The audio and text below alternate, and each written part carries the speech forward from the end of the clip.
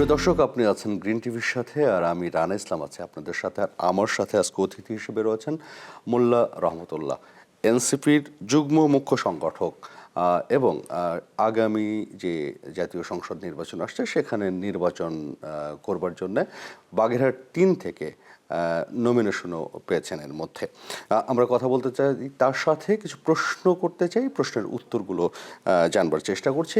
আপনারা নিশ্চয়ই আমাদের সাথে থাকবেন এই পুরো আয়োজন জুড়ে।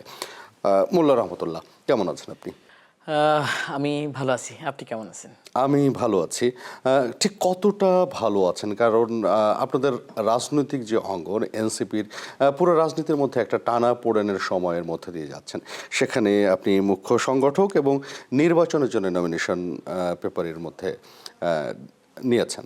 তো সেই জায়গা থেকে ঠিক কতটা ভালো থাকতে পারছেন? প্রথমে আপনাকে ধন্যবাদ জানাতে চাই, গ্রিন টিভিকেও ধন্যবাদ জানাতে চাই। এমন একটি আয়োজনে আমি আপনাদের মাঝে উপস্থিত হতে পেরেছি। আমার দল জাতীয় নাগরিক পার্টি এখন বর্তমান অবস্থায় আপনার পারিপার্শ্বিক দিক দিয়ে চিন্তা করলে একটু বিব্রত। কয়েকজন ভাই আমাদের থেকে পদত্যাগ করেছেন। সদ্য আমরা একটা রাজনৈতিক সমঝোতার মধ্যে দিয়ে নির্বাচনের দিকে যাচ্ছি। এই সব কিছু বিষয় নিয়ে একটু আমাদের দলের মধ্যে একটু অসন্তোষ তো আছেই, এটা থাকবে, এটা স্বাভাবিক। বড় রাজনৈতিক দল যখন হয় তখন একটু অসন্তোষ রাজনৈতিক দলের নেতৃবৃন্দের মধ্যে থাকাটা একদম অস্বাভাবিক না, একদমই স্বাভাবিক। তবে এতটুকু যদি না হতো এটা আরো ভালো হতো আর কি। আচ্ছা, এই যে এটা একটা বড় সংকট কিনা আপনি আমি প্রশ্নটা করি, সেটা হচ্ছে যে আপনি আপনার কথার মধ্যে বলেছেন যে কয়েকজন ভাই পদত্যাগ করেছেন এবং একটা অস্থিরতা চলছে। অনেকগুলো বোন কিন্তু এরই মধ্যে আপনাদের এনসিপি থেকে সরে এসে সেই প্রসঙ্গটা আনতে চান কিভাবে? আমাদের নারী যে সহযোদ্ধারা রয়েছেন তাদের মধ্যে থেকে 2 জন যারা আমাদের দল থেকে পদত্যাগ করেছেন, এখনো অনেকেই আছে। তো বড় রাজনৈতিক দল হিসেবে অভ্যুত্থান পরবর্তী সময়ে অনেকেই আমাদের সাথে এসছেন, অনেকেই আবার ফিরে গিয়েছেন। স্বাভাবিকভাবে আপনার পার্টি সব সিদ্ধান্ত আপনার পছন্দ হবে না, এটাই স্বাভাবিক। সবার যে হতে হবে এটাও স্বাভাবিক। এখন গণতান্ত্রিক প্রক্রিয়ায় অধিকাংশের যে মতামত, সেই মতামতের উপর আপনার যদি শ্রদ্ধা না থাকে, আপনি যদি সেটাকে মেনে নিতে না পারেন, আপনার সুযোগ আছে আপনি আপনার ব্যক্তিগত সিদ্ধান্ত নেবেন। আমাদের যে 2 বোন পদত্যাগ করেছেন তারা তাদের ব্যক্তিগত সিদ্ধান্তই নিয়েছেন। আমরা তাদের ব্যক্তিগত সিদ্ধান্তকে স্বাগত জানাই। ব্যক্তি হিসেবে তার মতামতের প্রতি আমাদের শ্রদ্ধা। আমরা বিভিন্ন গণমাধ্যম থেকে যেটা জানতে পারছি যে জামায়াতের সাথে যে জোট হয়েছে সেখানে আসলে এনসিপির যারা নারী নেতৃত্ব রয়েছেন তাদের একটা তাদের না করার একটা প্রবণতা তাদের মধ্যে রয়েছে। এটাকে কি আপনি সমর্থন করেন? জামায়াতের সাথে মূলত আমাদের একটা রাজনৈতিক সমঝোতা হয়েছে, সেটা হলো নির্বাচন কেন্দ্রিক। আসন্ন যে সংসদ নির্বাচনকে কেন্দ্র করে একটা আসন সমঝোতা হয়েছে, কোনো রাজনৈতিক জোট হয়নি। একটা বিষয় আপনাকে একটু ক্লিয়ার করতে চাই, আমাদের যে বোনেরা যারা ছিলেন তাদের মধ্যে থেকে 2 জন তাদের অসন্তোষের কারণে দল থেকে পদত্যাগ করেছেন। সেটা কিন্তু খুব আমাদের অনেক নারী বন্ধু, আমাদের নারী সহযোদ্ধারা রয়েছেন, তাদের মধ্যে থেকে 2 জন, এটা খুবই স্বাভাবিক প্রক্রিয়া। একটা দলে কারো মনোভূত নাও হতে পারে। আপনি দেখছেন যে গতকালকে বিএনপির মতো দল তাদের দীর্ঘদিনের পরীক্ষিত বন্ধু, তাদের নারী সহযোদ্ধা, কেন্দ্রীয় কমিটির যিনি নেত্রী ছিলেন রুমিন ফারহানা, তাকে দল থেকে বহিষ্কার করা হয়েছে। বহিষ্কার, পদত্যাগ, এগুলো একটা রাজনৈতিক দলেরই একটা অংশ। এগুলো দলের শৃঙ্খলা না মানলে আসলে তাদেরকে বহিষ্কার করা একদম স্বাভাবিক। এবং কেউ পদত্যাগ করতে পারেন, কাউকে তার রাজনৈতিক কারণে তাকে বহিষ্কার করা হতে পারে, এগুলো একদম স্বাভাবিক প্রক্রিয়া, রাজনৈতিক দলের স্বাভাবিক প্রক্রিয়া। এটাকে আমরা খুব বেশি বড় দেখছি না। তবে স্বাভাবিক যে আমরা দীর্ঘদিন একসাথে রাজনৈতিক কার্যক্রমের অংশ ছিলাম, একসাথে থাকতে পারলে ভালো লাগতো। আর আপনি বেশ বড় একটা ভূমিকাই দলের হয়ে পালন করছেন, যুগ্ম মুখ্য সংগঠক।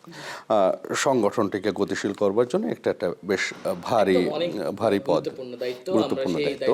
সেখান থেকে এই যে নির্বাচনের জন্য যে জোট, সেই জোট আসলে ত্রয়োদশ জাতীয় সংসদ নির্বাচনে এনসিপিকে কতটা সাপোর্ট দেবে বলে আপনি ব্যক্তিগতভাবে মনে করেন? দেখুন, আমাদের এই রাজনৈতিক সমঝোতার যেটা জোট না, আমি বারবার বলছি এটা রাজনৈতিক আসন ভিত্তিক সমঝোতা। এই সমঝোতা আসলে আমাদের জন্য এই মুহূর্তে আমাদের জন্য প্রয়োজনীয় ছিল বলে মনে করেছেন আমাদের যে পলিটিক্যাল কাউন্সিল আছে তারা মনে করেছেন, এক্সিকিউটিভ কমিটি তারা মনে করেছেন।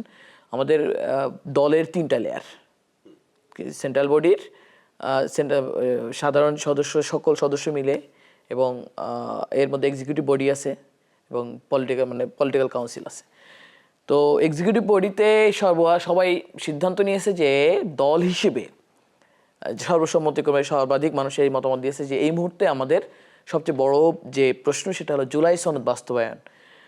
ইতিমধ্যে আপনারা দেখেছেন যে বিএনপির মতো বড় রাজনৈতিক দল তারা যখন সংলাপ চলছিল তখন থেকেই মোটামুটি একরকম জুলাই সনদের প্রতি বিমুখিতা তাদের ছিল, এবং নার পক্ষে তারা ক্যাম্পেইন করেছেন। যুবদল, ছাত্রদল, বিএনপির মূল দলের বড় সিনিয়র নেতৃবৃন্দ, কেন্দ্রীয় কমিটির প্রেসিডেন্ট, সেক্রেটারি থেকে শুরু করে। তো এইটার পরে না আমরা একটু আমাদের তাদের প্রতি অনাস্থার জায়গাটাও তৈরি হয়েছে, এবং এই জায়গাটায় আমরা বিশেষ করে এই যে আসন সমঝোতা যে রাজনৈতিক দলগুলো করছে তাদের কাছ থেকে আমরা একটা পজিটিভ প্রথম থেকেই, যখন এই সংস্কার আলাপটাই চলছিল তখন থেকেই এখনো পর্যন্ত ইতিবাচক আলাপই আমরা তাদেরকে পেয়েছি। সেক্ষেত্রে এটা অনেক গুরুত্বপূর্ণ বিষয় যে জুলাই সনদ বাস্তবায়ন হওয়া, গণভোটে বিজয়ী হওয়া, এটা খুব বেশি গুরুত্বপূর্ণ। এ কারণে আমরা মূলত এই সময় আমাদের সেন্ট্রাল বডির যে আমাদের এক্সিকিউটিভ বডি তারা সিদ্ধান্ত নিয়েছে যে আমাদের পক্ষে এই মুহূর্তে রাজনৈতিক সমঝোতা যাওয়াই হলো আমাদের জন্য সব থেকে গুরুত্বপূর্ণ। কারণ সেটা না হলে আমাদের মূল যে জুলাইয়ের স্পিরিট, জুলাই সনদ, সেটা বাস্তবায়ন করা আমাদের জন্য কঠিন হয়ে যাবে। এই জায়গা থেকে আমরা মূলত আমাদের রাজনৈতিক সমঝোতার ভিত্তিতে আসন সমঝোতাটা করা আর কি। মানে এটা আসলে নিজেদেরকে স্ট্যাবলিশ করার একটা কৌশল, নাকি আসলে ক্ষমতার সাথে লেগে থাকার? আমরা নির্বাচনে আমরা সবাই বিজয়ী হব, নির্বাচনে বিজয়ী হওয়ার মাধ্যমে আমরা সরকার গঠন করবো, নিশ্চয়ই আমি কীভাবে দিতে পারি। আমার কাছে মনে হয় এবার আসলেই ডক্টর ইউনূস সাহেবেরও বক্তব্যগুলো আপনারা দেখেছেন, আমরা বুঝছি যে এবার আসলেই স্মরণকালে সেরা একটি ভোট হতে যাচ্ছে, এটা আমি বিশ্বাস করি। আমি এটা বাস্তবায়নও দেখতে চাই। এক্ষেত্রে আমার কাছে যেটা মনে হয়, জনগণ সিদ্ধান্ত নিবে কারা বিজয়ী হবে, কাদের জনগণের সিদ্ধান্তের উপর ভিত্তি করে নতুন সরকার গঠন হবে। সেখানে আমরা বিজয়ী হতেও পারি, আমরা বিরোধী দলেও থাকতে পারি, সেটাও সময় সাপেক্ষ ব্যাপার। তবে আমাদের কাছে আপাতত দৃষ্টিতে এটাই মনে হয়েছে যে জামাত সহ যে রাজনৈতিক দলগুলোর সাথে আমাদের আসন সমঝোতা হয়েছে, আমি নিশ্চিত করে বলতে পারছি না যে আমরা ক্ষমতায় যাচ্ছি। কারণ হলে জনগণ সিদ্ধান্ত নিবে কারা ক্ষমতায় যাবে। জনগণ ভোট দিয়ে যে কোনো দলকে, যে কোনো মত পথের মানুষকে ক্ষমতায় অধিষ্ঠিত করতে পারে, তাদের এটা করবার সুযোগ রয়েছে। এর জন্যই আমাদের এত লড়াই, এত দীর্ঘদিনের লড়াই। বিএনপির মতো একটা বড় দলের সাথে, মানে এখন তো বলতে গেলে বিএনপি সবচেয়ে বড় দল, তাদের সাথে আপনারা রাজনৈতিক কৌশলের অংশ হিসেবে সমঝোতায় কেন যাননি? আমি আপনাকে যেটা বলছিলাম যে আমাদের কাছে এখন সবচেয়ে বড় গুরুত্বপূর্ণ বিষয় হয়েছে আমাকে জনগণ ভোট দিবে, আমি এমপি হব, এটা সবচেয়ে বড় গুরুত্বপূর্ণ না। যদি জনগণ জুলাই সনদের পক্ষে গণভোটে দেয়, জুলাই সনদ বাস্তবায়ন হয়, আমি এটার পক্ষে, আমি এটা চাই। এটা বাস্তবায়নের জন্য আমাদের কাছে মনে হয়েছে সবচেয়ে এই যে রাজনৈতিক দলগুলো আমরা একসাথে আসন সমঝোতার ভিত্তিতে আগামী নির্বাচনে অংশ নিচ্ছি, আমরা এটা সবচেয়ে মানে এখান থেকে আমরা হয়তো বা সবচেয়ে বেশি সুবিধাটা পাবো যে জুলাই সনদটা বাস্তবায়ন হবে, মানুষ আমাদের পক্ষে ভোট দিবে। জুলাই সনদ বাস্তবায়ন হলে আমাদের যে দীর্ঘদিনের চাওয়া পাওয়া একটি রাজনৈতিক স্থিতিশীল পরিবেশ থাকবে, গণতান্ত্রিক পরিবেশ ফিরে আসবে, এবং বাংলাদেশের রাজনৈতিক কালচারের পরিবর্তন হবে। সেটাই হলো আমাদের দীর্ঘদিনের চাওয়া ছিল, আমাদের চাওয়া ছিল। আমরা ক্ষমতায় যেতে হবে সংসদ এমন করে বুঝি না। এই যে জামাতের সাথে ভোটের জন্য যে জোট, সেই জোটকে নিয়ে এনসিপি এবং জামাতের এই যে মিশে যাওয়াকে কেন্দ্র করে সোশ্যাল মিডিয়াতে বেশ বড় ধরনের সমালোচনা হয়েছে। সমালোচনা দুটোই আছে। সেই সমালোচনাটাকে আপনি আসলে কিভাবে দেখেন, কিভাবে খণ্ডান? দেখুন, আমাদের সব সিদ্ধান্তের প্রতি বাংলাদেশের জনগণের সম্মান থাকবে, সমর্থন থাকবে, এটা আমরা কখনোই প্রত্যাশা করতে পারি না। আমাদের কোনো সিদ্ধান্ত সঠিক হতে পারে, কোনো সিদ্ধান্ত ভুল হতে পারে। আপাতত দৃষ্টিতে আমাদের কাছে যেটা মনে হয়, রাজনৈতিক দল হিসেবে আমরা সেই সিদ্ধান্তটা নিয়েছি। বাংলাদেশের জনগণের আমাদের এই সিদ্ধান্তের প্রতি ইতিবাচক এবং নেতিবাচক মতামত দেওয়ার সুযোগ রয়েছে, এবং তারা সেটা দিচ্ছে। তো আমরা এখনো পর্যন্ত অধিকাংশ মানুষের ইতিবাচক মতামতটাই পেয়েছি যে জুলাই সনদ বাস্তবায়নের ক্ষেত্রে আমরা সঠিক সিদ্ধান্তটাই নিয়েছি, আমরা অধিকাংশ জনগণের মত। সেক্ষেত্রে ত্রয়োদশ জাতীয় সংসদ নির্বাচনে মানে আপনি একজন প্রার্থী এখন পর্যন্ত, সেই জায়গা থেকে আসলে সবচেয়ে বড় সফলতার জায়গাটা কি দেখতে পান, আর চ্যালেঞ্জের জায়গাটা কি দেখতে পান? সব থেকে বড় সফলতার জায়গা হলো দীর্ঘ ফ্যাসিবাদী কাঠামো বিলুপ্তির পরে বাংলাদেশের জনগণ, ব্যক্তি আমি মোল্লা রহমতুল্লাহ, আমার গণতান্ত্রিক অধিকার, নাগরিক হিসেবে আমার অধিকার, ভোটাধিকার প্রয়োগের সুযোগ পাচ্ছি। বাংলাদেশের মানুষকে আমরা এই সুযোগটি তৈরি করে দিতে পেরেছি।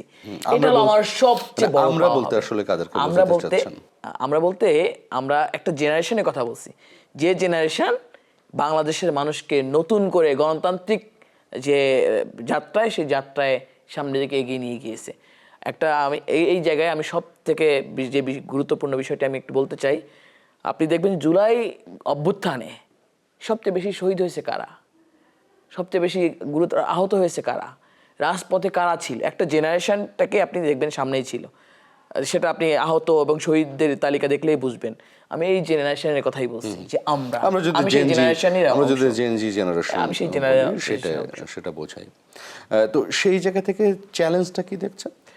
চ্যালেঞ্জটা তো সত্যি বলতে কি, বাংলাদেশের মতো রাজনৈতিক একটা অস্থিতিশীল পরিবেশ বাংলাদেশে আমাদের জন্মের পর থেকে দেখে এসেছি। সেই চ্যালেঞ্জটা তো অবশ্যই গভর্নমেন্টের জন্য আছে, যে তারা যে কমিটমেন্টে করেছে, বিশেষ করে প্রফেসর ইউনূস উনি প্রধান উপদেষ্টার দায়িত্ব নেওয়ার পরে তার প্রতি এদেশের মানুষের একটা প্রত্যাশা তৈরি হয়েছে, যে সে যেটা কমিটমেন্ট করে সেটা রাখে, মানুষের প্রত্যাশাটা আছে। উনি কিন্তু কমিটমেন্ট করেছেন যে বাংলাদেশের মানুষ এমন একটি নির্বাচন দেখতে পাবে যেটা ইতিহাস সৃষ্টি করবে, ইতিহাসে থাকবে। বাংলাদেশের মানুষ এমন নির্বাচন আগে কখনো দেখেনি। তো ওনার এই কমিটমেন্টের প্রতি এখনো পর্যন্ত আমি শ্রদ্ধাশীল, এবং আমি আশা করি, প্রত্যাশাও রাখি যে এটা বাস্তবায়ন হবে। যদি এটা বাস্তবায়ন প্রক্রিয়ায় কোনো বাধা সৃষ্টি হয়, সেটা তো অবশ্যই চ্যালেঞ্জ ওনার জন্য, বাংলাদেশের জন্য, বাংলাদেশের ভবিষ্যৎ রাজনীতির জন্য, বাংলাদেশের ভবিষ্যৎ গণতন্ত্রের জন্য। ভবিষ্যৎ রাজনীতির জন্য যদি বলি, রাজনীতির গুণগত পরিবর্তন আনতে আপনারা তরুণ, সেই তরুণ নেতৃত্বর কাছ থেকে যে রাজনৈতিক বয়ান, সাধারণ মানুষের প্রত্যাশা, সেই বয়ানটা কতটা তৈরি করতে পেরেছে এনসিপি এখন পর্যন্ত? এখন পর্যন্ত দেখুন, বাংলাদেশের মানুষের অনেক বেশি প্রত্যাশা ছিল আমাদের প্রতি। সেই প্রত্যাশার সব কিছু আমরা পূরণ করতে পারিনি। নতুন রাজনৈতিক দল হিসেবে আমরা দেখেন, রাজনৈতিক দল কখন গঠন করেছি? অভ্যুত্থানের 7 মাস পরে গিয়ে। অভ্যুত্থানের পরপরই কিন্তু আমরা রাজনৈতিক দল গঠন করিনি। আমাদের প্রত্যাশা ছিল, আমরা ভেবেছিলাম যে রাজনৈতিক দল হিসেবে, যে প্রতিষ্ঠিত রাজনৈতিক দল যেগুলো আছে, বিএনপি, জামায়াত, ইসলামী আন্দোলন সহ অন্য যে রাজনৈতিক দলগুলো আছে, তারা রাজনৈতিক অভিভাবক সুলভ আচরণ করবে, দায়িত্বশীল আচরণ করবে। বাংলাদেশের রাজনৈতিক এতগুলো মানুষ শহীদ হলো, আপনি দেখেন 5 শতাধিক মানুষ তার চোখের দৃষ্টিশক্তি হারিয়েছে, যারা পৃথিবীতে এখনো বেঁচে আছে কিন্তু পৃথিবীর আলো দেখতে পায় না। মানুষ 30,000-এর মতো মানুষ আহত। আমার নিজের এলাকায়ও কয়েকজন ভাই কয়েকদিন আগে সিঙ্গাপুর থেকে চিকিৎসা শেষ করে এসেছে, থাইল্যান্ড থেকে। তো এই যে মানুষগুলো চিকিৎসা নেওয়ার পরে এখনো তার সুস্থ না, এই যে একটা প্রক্রিয়ার মধ্য দিয়ে আমাদের প্রত্যাশা ছিল যে রাজনৈতিক দলগুলো রাজনৈতিক কালচার পরিবর্তন করে তারুণ্যের যে চাওয়া পাওয়া আছে, তারুণ্যের এইটা অনুযায়ী রাজনৈতিক কার্যক্রম পরিচালনা করবে। কিন্তু আমরা দেখলাম যে ঠিক আগের যে রাজনৈতিক কালচার ছিল ওইটাকে পুনঃপ্রতিষ্ঠিত করার চেষ্টা চলছে। তখন এসে আমরা রাজনৈতিক দল গঠন করলাম। দল গঠন করার পরেই মানুষের প্রত্যাশা আমাদের প্রতি সীমাহীন প্রত্যাশা আমাদের প্রতি। সেই সীমাহীন প্রত্যাশা পূরণের মতো যে ধরনের পারিপার্শ্বিক অবস্থা দরকার, এটা স্বীকার করে নিতে হবে যে সেরকম পারিপার্শ্বিক অবস্থা, সাংগঠনিক যে ফিটনেস দরকার ছিল, সেটা আমাদের আসলেই ছিল না। এটা আমাকে স্বীকার করে নিতেই হবে। সেটা বললাম যে আমাদের অনেক কিছুরই, খুব স্পেসিফিক যদি বলেন যে সবচেয়ে বড় দুর্বলতার জায়গাটা কোনটা ছিল? রাজনৈতিক দলগুলো তাদের সামাজিক, অর্থনৈতিক, সাংগঠনিক কাঠামো আছে, যেটা এনসিপির না আছে। সাংগঠনিক কাঠামো না আছে, অর্থনৈতিক কাঠামো না আছে, রাজনৈতিক কাঠামো। এনসিপি তো একটা, আপনার কথা থেকে যদি বলি, যে বড় একটা সাপোর্ট ছিল সাধারণ নাগরিকদের, সাধারণ মানুষের। সেখান থেকেই তো আসলে এনসিপি, জাতীয় নাগরিক, বললাম যে আমাদের তো ব্যর্থতার কিছু জায়গা রয়েছেই, যারা নাগরিকদের মুখপাত্র হবে। তো সেই জায়গাটা এখন কি একটু ব্যর্থতার সুর শুনতে পান কিনা? সেটা তো আমাকে স্বীকার করে নিতেই হবে। মানুষের প্রত্যাশা ছিল, আমার প্রতি তার প্রত্যাশা ছিল, এবং সে নাগরিক বাংলাদেশের প্রত্যেকটি মানুষ, বেশিরভাগ মানুষই মনে করেছিল যে আমরা হয়তো অনেক বড় ধরনের চেঞ্জ নিয়ে আসতে পারবো। কিন্তু সেটা যে আমরা পারিনি, আমাদের পারিপার্শ্বিক অবস্থা না থাকে। ধরেন জামায়াত একটা 100 বছরের রাজনৈতিক ইতিহাস আছে, তার সাংগঠনিক কাঠামো ওয়ার্ড পর্যায় থেকে শুরু করে আপনি প্রেসিডেন্টের হাউস বলেন সেই পর্যন্ত আছে, বঙ্গভবন পর্যন্ত আছে। বিএনপি সেটা একটা দীর্ঘ লড়াই সংগ্রামের মধ্য দিয়ে 2বার তারা ক্ষমতায় ছিল, আমি যদি ভুল না করি 3বার তারা ক্ষমতায় ছিল। এই ক্ষমতায় থেকে তাদের, এটা ছাড়াও শহীদ প্রেসিডেন্ট জিয়াউর রহমান, তার একটা রাজনৈতিক দর্শন ছিল, একটা সময় তিনিও এই দলটাকে পরিচালনা করেছেন, ক্ষমতায় ছিলেন। তো তাদের একটা প্রতিষ্ঠিত রাজনৈতিক কাঠামো আছে, সাংগঠনিক কাঠামো আছে, অর্থনৈতিক কাঠামো আছে। এই প্রতিষ্ঠিত অর্থনৈতিক কাঠামো, রাজনৈতিক কাঠামো, সাংস্কৃতিক আপনার সাংগঠনিক কাঠামোর বিপক্ষে গিয়ে আমরা চাইলে অনেক কিছু করে ফেলতে পারতাম না। আমরা চেষ্টা করেছি, কিন্তু আমরা ব্যর্থ হয়েছি এই শক্তিগুলোর কাছে, যার ওয়ার্ড পর্যায় থেকে শুরু করে বললাম যে রাজধানীর প্রত্যেকটি জায়গায় তার সাংগঠনিক কাঠামো আছে, রাজনৈতিক কাঠামো আছে, অর্থনৈতিক কাঠামো আছে। আমার তিনটাই অনুপস্থিত ছিল। তরুণ নেতৃত্বের যে অপরিপক্কতা, সেটাও এক ধরনের দুর্বলতা ছিল। আপনি না, তরুণ নেতৃত্ব আমার প্রতি বললাম যে অনেক বেশি প্রত্যাশা ছিল, প্রত্যাশার সেই প্রত্যাশার ভারটা এত বেশি ছিল, মানুষের প্রত্যাশার ভারটা এত বেশি ছিল, সেই সব প্রত্যাশা পূরণ করা আমাদের পক্ষে তো সম্ভব না। বললাম যে আমার পারিপার্শ্বিক অবস্থা তো আমার জন্য অনুকূলে না, ছিল না, সবগুলোই ছিল আমার জন্য প্রতিকূলে। তো প্রতিকূল রাজনৈতিক পরিবেশে প্রতিষ্ঠিত রাজনৈতিক দলগুলোর সাথে সমান তালে রাজনীতি করা, রাজনীতি কাঠামো তৈরি করা, এটা অনেক কঠিন।